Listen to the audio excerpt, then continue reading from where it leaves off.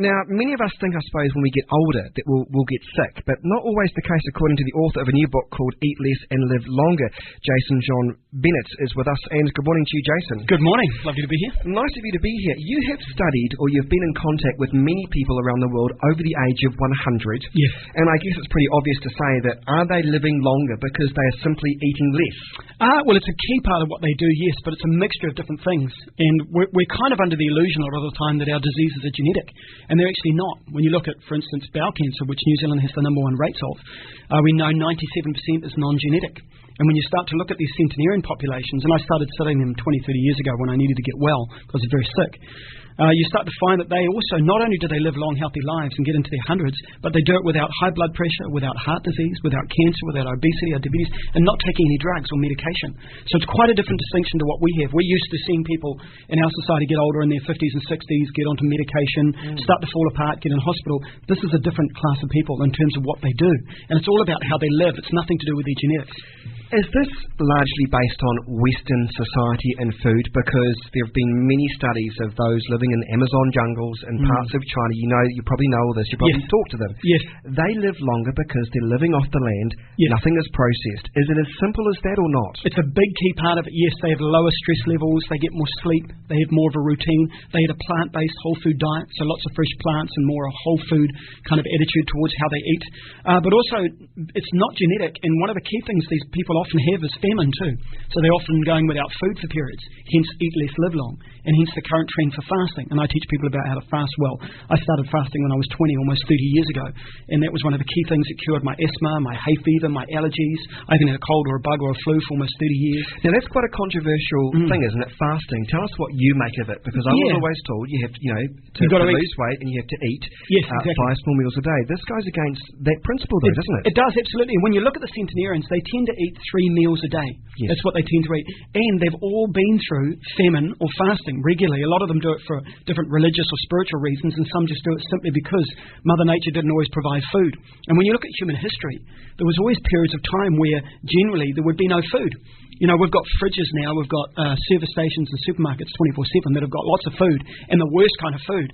Now, the problem we're faced with now is too much food and too much of the wrong kind of food. Whereas you look at these different populations, the Okinawans, Loma Linda population, the Vilcabumans, the Kazins, these different groups, they actually go without food for periods because they had to. And that's interesting. How long are we talking about, though? Because I would get hungry after an hour. Yeah, absolutely. Well, it's an emotional thing, fasting, because we have to choose it now. But if you go back 100 years, before the Second World War, fasting was regular simply because there wasn't enough food. And the whole human history, we've evolved throughout history without having enough food. That's just been part of our evolution. And what we've got now, since the Second World War, and we've got this amazing food machine, we actually all eat all the time. And of course, the body stores it as fat. When you eat food, it gets stored if there's too much. And then what happens, that is stored fuel in the body. Every 1 pound of body fat you carry is 3,500 calories. So you can fast if you're carrying 20 pounds for 40 days, essentially. Can you explain this to me? I thought this was interesting. You say basically if you eat less food, that results in less damage, but it seems too simplistic. It does seem too simplistic, and we like to complicate things, don't we? We really do. But like I can tell you, if I took 50 people, I took them away, put them on a desert island, I fed them a plant-based whole food diet, they went to bed earlier, they got up earlier, they moved more, they relaxed, they had lower levels of stress, I can guarantee you could measure their cholesterol levels, their blood pressure levels, the damage in their bodies, their liver health. Everything about them would shift. They would lose weight. They would completely transform. And that's what I do with people. I mean, I got myself well after 4 years of study, after 20 years of being sick. I was born 7 months, premature, very sick, unwell little baby. And I had Ventolin every day and Intel and steroid injections and all kinds of drugs for the first 20 years. Then when I got well, I started studying all this stuff, and I haven't been sick since. And so now people say to me, how do I get well and how do I stay well? And it's fascinating because when you look at the centenarians, it's all right there. And all you have to do is then look at the science behind it. And the science actually backs up the same thing. So the very things that these long-lived people are doing, science now can prove actually works. In your book, you cover off New Zealand and its high rates of bowel cancer. We just briefly touched on before. That one is quite dear to my heart. A lot of people suffer from bowel cancer in New Zealand. 3 to 4 times the road, Tom.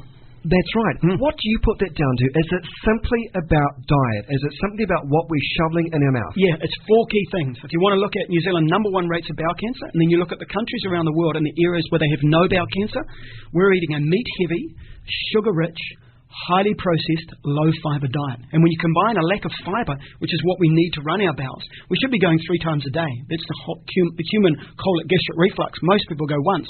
And you need to keep your bowels clean. So high-fibre diet means based around plants, low-meat diet, low sugar, and not processed. So what we're eating is the polar opposite. And you look at places like, in rural Africa, Dr. Dennis Burkitt studied for 25 years. He's a British surgeon. He spent 25 years working with people in Africa. He didn't find one single case of bowel disease as a surgeon.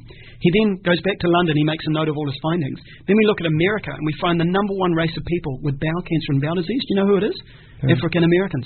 So in their own country, no bowel disease.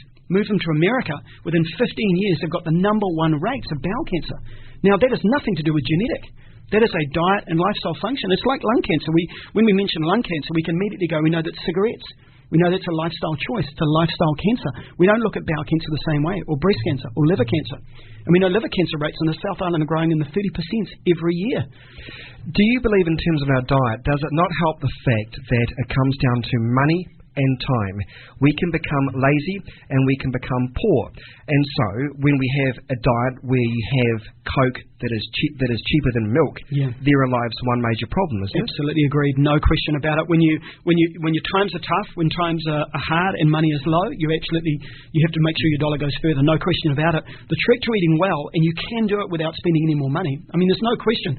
If you start eating brown rice and lentils and fresh vegetables that are cheap because there's a lot of them, you'll actually save a lot of money. So you can actually eat really well, healthily. However, you've got to prepare. And because we're stressed now, we're running out of time, we often don't get time to think ahead. If you're thinking a few days ahead and you're cooking well, then you can prepare meals which will last a few days. Preparation is the key, which I'm finding out myself. The book must be so good because over the weekend it went missing from the studio. And it hasn't been returned. So we had to put out an email saying, return the book, because just as well I read half of it. So, I could actually know what I'm talking about with you.